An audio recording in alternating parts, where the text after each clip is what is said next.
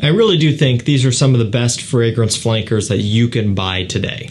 I think flankers are very important. I think there is a trickle-down effect when it comes to flankers. I do believe that when we see flankers come out within a line, and there are a ton of fragrances within the same line, all flankers of each other, and maybe it starts to get a little bit repetitive, I do think that that innovation trickles down to some other projects within the brand, and I think a lot of times that is what helps to spawn a new project, a new scent overall. Where else are they going to be constantly evolving and trying to create new things? I do think with all this trial and error, all the projects that they have going on, all these flankers, I do think that that is beneficial to the brands long term.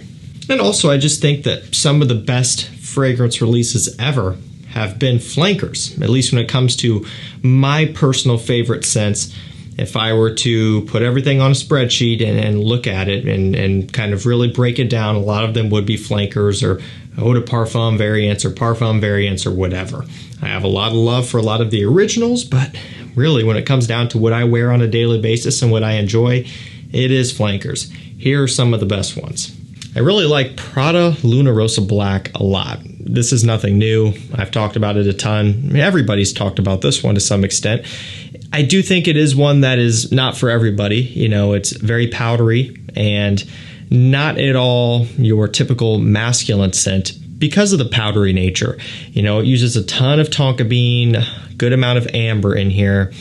You know, kind of a similar deal to something like Ferragamo F Black, which is also very powdery, uses a lot of tonka bean, but more lavender to give it kind of a clean, fresh smell. That one also is polarizing. It is that powdery nature that just isn't fitting into your typical masculine style of men's scent. And so because of that, this is one that is either kind of a love it or hate it type of thing. That's generally where people will fall. Either they think it's amazing or they hate it. Maybe you have a few in between. Personally, for me, it's one of my all-time favorites. I love this stuff. It's a nice way to change things up.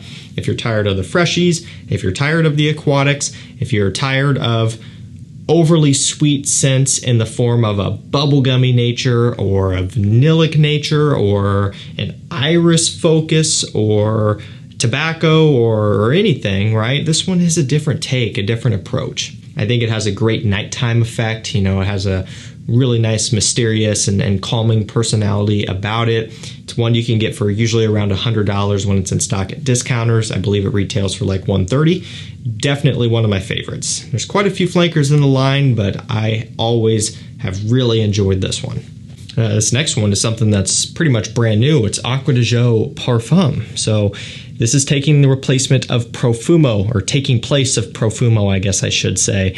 And because Profumo is so well established in the fragrance community, this kind of essentially can just swap in for that one because they are almost identical. In fact, you could probably argue that this new Parfum is actually a little bit more well-rounded, a little bit more refined, maybe more well done. And that's surprising coming from me because a lot of you who have been watching the channel for a long time knows that Profumo is one of my all-time favorite designers. You can go all the way back to the very beginning. If you don't believe me, I've been loving that stuff for years. And they really did take that and work it into something better, you know, because think about it. That came out in, 2015, 16, somewhere around in there, Profumo did. Right around that time, I believe. And so it's been out for a while, and that's what they've been rocking with. Yes, they have other flankers since then, but this one just works that and basically straightens out all of the little kinks that it might have had. And primarily, that's the opening. Not a big fan of the opening of Profumo. It's grassy and green and a little bit harsh at times. I've always been critical of that. The dry down is heavenly. This one, they fixed that. They smoothed it out. It's a little bit more pleasing off the first spray, which I think is incredible. You know, I think that was a kind of a weak point sometimes with Profumo, and they fixed it here. They also made a couple changes in the dry down, the base notes. Instead of a patchouli, you get an olibanum in this one. You still get the incense. Of course, you get the C notes. Very much a very similar DNA, but again, they just changed a couple little things. And then they made it, I think, a little bit more expensive at retail. Retails for $198. I don't remember for sure what Profumo was going for at retail. pretty close to that. I feel like this is a little bit more expensive though, but I could be wrong. Don't pay $200 for this. You can get it at discounters for anywhere from $114 to $124. Right in that range. It is a great price to pick this one up for. That actually put it in at cheaper than what Profumo's been going for the longest time. Great flanker, a must-have. Let's keep it on moving with Valentino UOMO Intense. Kind of jumping over again to the more cooler weather side of things like I did with Luna Rossa Black. Because we're getting closer to fall, which, yeah, it's kind of sad to say, but, you know, it's the reality of it. I'm going to start kind of working in and incorporating some more cooler weather scents, and this is definitely one of them. And so with Valentino UOMO Intense, a lot of you know what you're getting here. It's an iris scent, but with a lot of leather as well. That's something that you don't get from Dior Homme Intense. That's not something you get from Gentleman Eau de Parfum. You don't really often see the leather mixing with iris in a lot of these popular ones. There's a couple instances. One, of course, is Dior Homme Parfum, but that whole scent goes in a much different direction to the point where I almost wouldn't even count that. Another one is Carolina Herrera Iris Empire. Uses a lot of that leather. It's a very similar leather accord used in CH Men Privé. Problem with that one is it's expensive, even more than this, you know, double the price of this. It's not in everyone's price range. I do love mystery tobacco. I love as well. I was thinking of that, but I do love Iris Empire as well. But again, when we're talking the more affordable range of the big three popular iris scents, the reason why this one stands out again is because of that leather. Actually gives it a little bit more of a masculine edge. It gives the scent just a different character overall compared to the other ones. And that's something that took me a while to fully appreciate. For the longest time, I've been wearing DHI. I've been wearing Gentleman EDP. Big fan of both. I always felt as though I didn't really need to give a whole lot of attention to the Valentino until I started to more, and then I realized the magic behind this one. This DNA, the way this one is blended, is beautiful, and I cannot wait to wear it this fall and winter time. This is an amazing flanker. I'm not saying that you should sleep on the original, but I do think this one is one of their best works. And I think this one comes as no surprise to you guys. Light Blue Forever. I mean, you can go back and watch my first impressions. I mean, it was as plain as day. I got that one in, sealed box, opened it up, and tried it on camera just for you guys live, right? You know, you watch my live, real impressions with that one.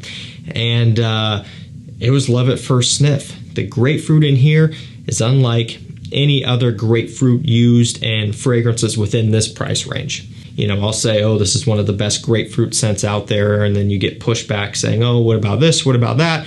And all the pushback is mentioning things that are double, triple the price of this. It's very important to make sure we're really factoring in price point.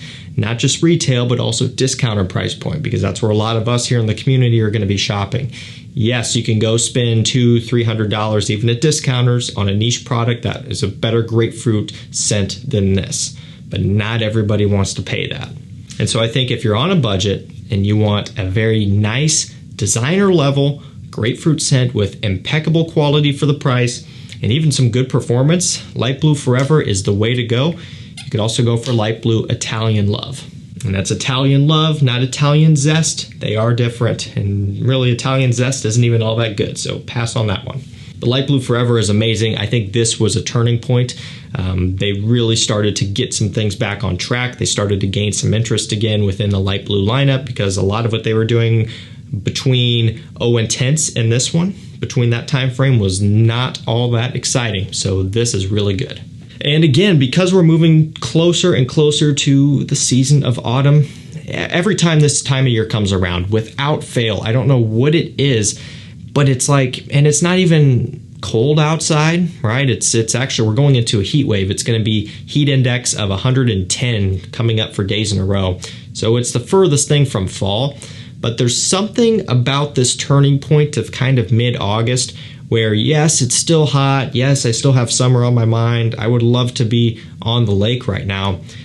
There's that thing in the back of my mind that's like, yeah, fall is coming up. And every time this time of year comes around, I start thinking about this DNA, YSL Tuxedo DNA. And this one in particular is Moustache Eau de Parfum. So At this point, there are many, many really good alternatives, clones to Tuxedo.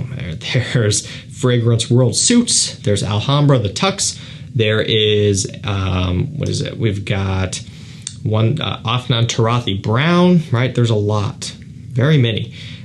This is one that is still very similar to the DNA, but focuses a little bit more on vanilla and pink pepper and just a little bit of a different tweak on that DNA. And that's why I like it so much. The clones are the way to go as well if you want to get as close to Moustache as possible, and even a couple of those if you want to get close to the bottle presentation. But when it comes to having something that isn't as redundant, if you do have Tuxedo and you do have the clones, and you want that DNA but with a different twist to kind of change things up, Moustache Eau de Parfum is the way to go.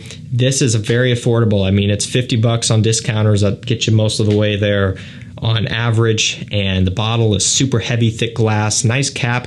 I can go on and on about the presentation. It feels premium, and again, it's not all that expensive, but the scent is what's important, and it's really good.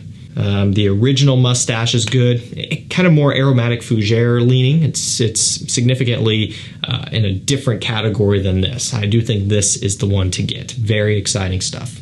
And we're going to end things off with another new release, Le Male Elixir. So to be fair, I really could have put a number or a handful of Le Male fragrances in here. I could have put Ultra Male, I could have put Le Male Parfum, you know, even on board.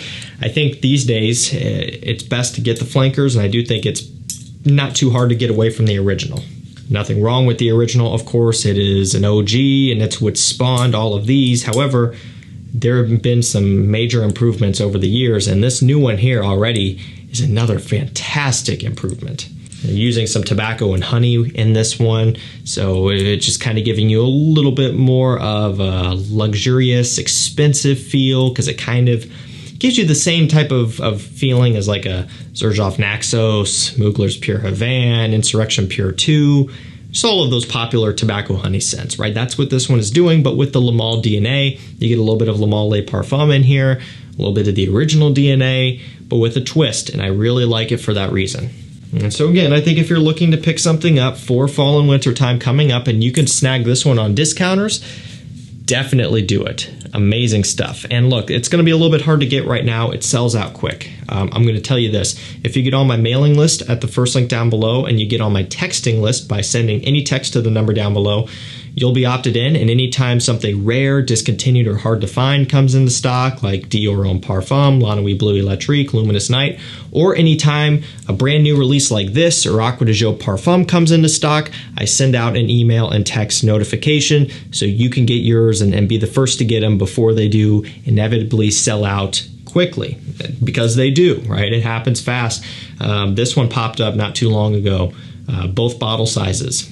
On discounters, sold out quick. I highly recommend you get on those lists. They're a great tool. It's 100% free to you, and you'll be able to get some amazing deals. You'll be the first to know about them. Thank you so much for watching. Stay safe, stay healthy. We'll see you tomorrow with another one. Take care.